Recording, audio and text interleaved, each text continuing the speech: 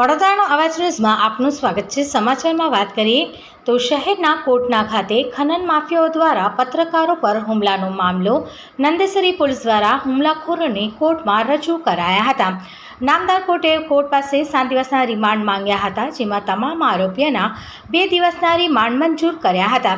આરોપીઓ વિરુદ્ધ હત્યાની કોશિશનો ગુનો નોંધાયો છે। ખનન માફિયાઓના હુમલામાં બંને પત્રકાર ગંભીર રીતે ઈજાગ્રસ્ત થયા હતા।